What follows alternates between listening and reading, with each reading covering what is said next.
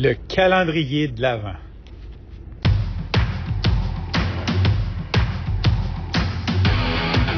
Il aime le code. Il faut que la communication soit codée, mais de façon claire et transparente. La rigidité, c'est pas pour lui. Mon nom est Francis Parent-Valquette et vous écoutez le Sandro Show. Mais le plus important, c'est qu'il est bélier.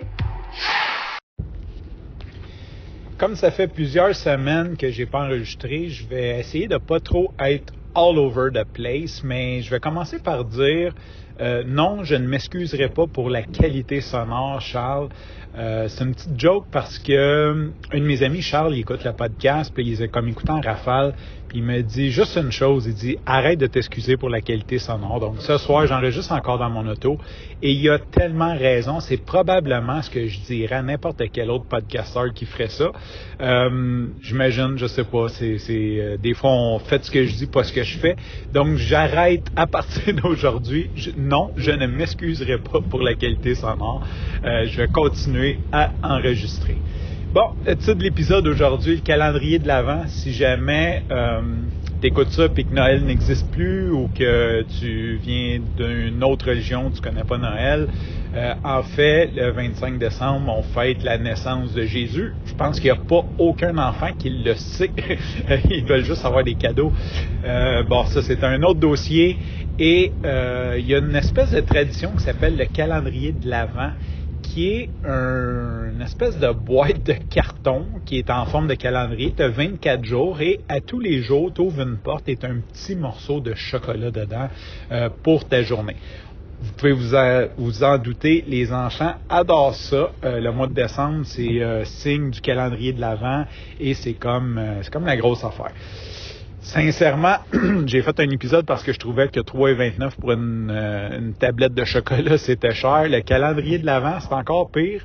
C'est, je sais pas exactement combien, là, mais c'est environ une vingtaine de dollars. Mais quand tu additionnes tous les petits morceaux de chocolat qu'il y a dedans, il y a environ 3 tablettes de chocolat max. C'est des petits chocolats. En fait, c'est même pas du chocolat, c'est des morceaux de sucre brun à saveur de chocolat. Et fini pour le côté calendrier de l'Avent. Pourquoi j'ai appelé l'épisode comme ça? Ben, j'ai décidé de faire un calendrier de l'Avent de Sandro Show. Fait que comme ça, mais ça va me forcer à faire un épisode par jour. Ça va te donner comme un peu ta petite bouchée de chocolat, comme vraiment pas super bonne et trop chère pour ce que c'est à tous les jours. Tu vas pouvoir écouter le Sandro Show. Fait que je veux quand même commencer par pas terminer l'épisode là. Aujourd'hui, je viens de recommencer, on est le 1er décembre, fait que je vais parler de façon contemporaine. Et non, je vais aller all over the place.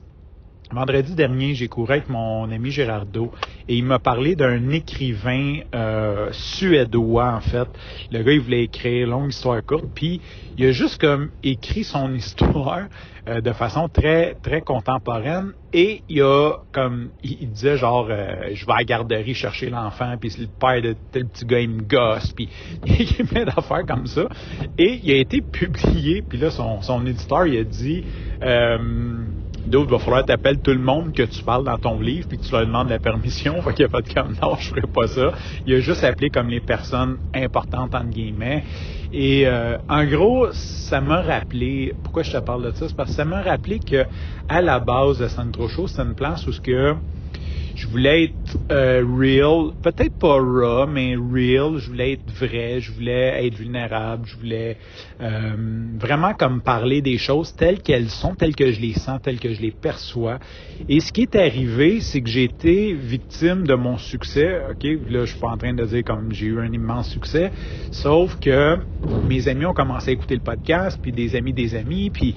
Fait que ce qui arrive, c'est que des fois, il y a des situations que j'ai envie de parler, mais je me retiens un petit peu, fait que je me censure un petit peu, parce que, ben pour 2 raisons. De un, ben j'ai pas envie nécessairement que la personne que je t'en crisse après, ou peu importe la situation qui arrive, qu'elle l'entende sur le podcast, puis je voudrais surtout pas que le podcast devienne une espèce de plateforme de réglage de compte. T'sais. C'est surtout ça ma crainte, que les gens pensent comme OK, il a dit ça. T'sais, comme je voudrais pas que ça crée comme une espèce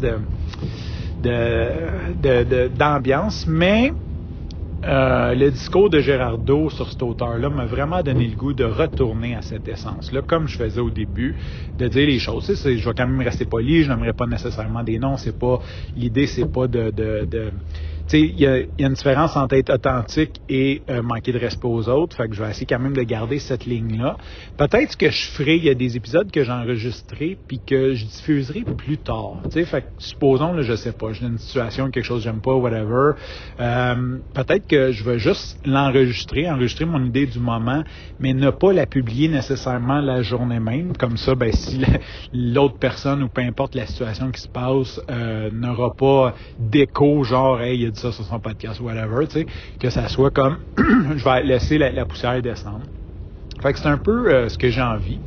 Puis aujourd'hui, ben j'avais envie de te parler du off-season ou de la fin du off-season. Fait que quand on court, c'est important à un moment donné dans l'année de prendre un temps de repos de quelques semaines.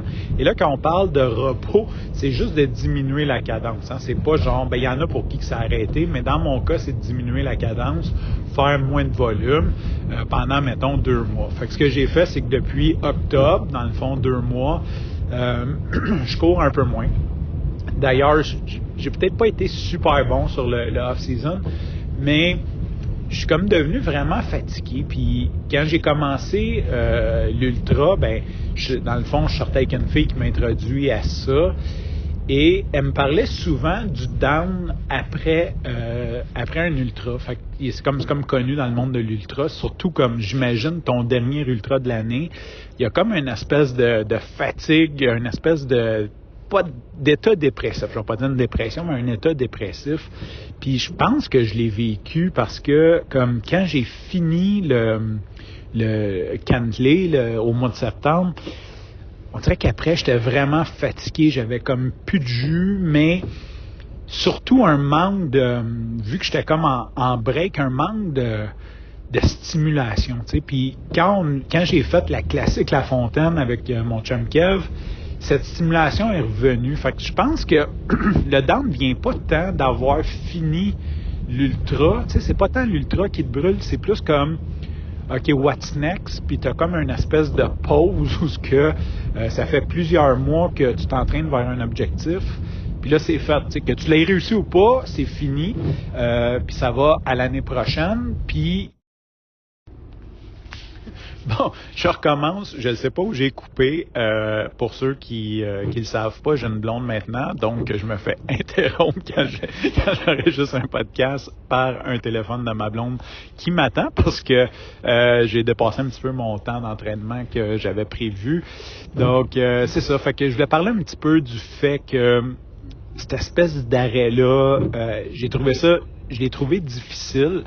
Et qu'aujourd'hui, en fait, le côté positif, parce que je veux toujours amener le côté positif de la chose, c'est qu'aujourd'hui, je me suis senti revivre en faisant cet entraînement-là. Fait que j'ai fait 4 boucles qui représentent grosso modo 28 km. Et ça m'a fait un bien immense de juste comme préparer mes gourdes, préparer mon stock, préparer mes vêtements. J'étais comme un peu rouillé. Juste préparer mes choses, aller courir, savoir comme que, tu sais, il y a une notion de prendre le temps là-dedans. Fait que 4 heures d'entraînement, c'est quand même long.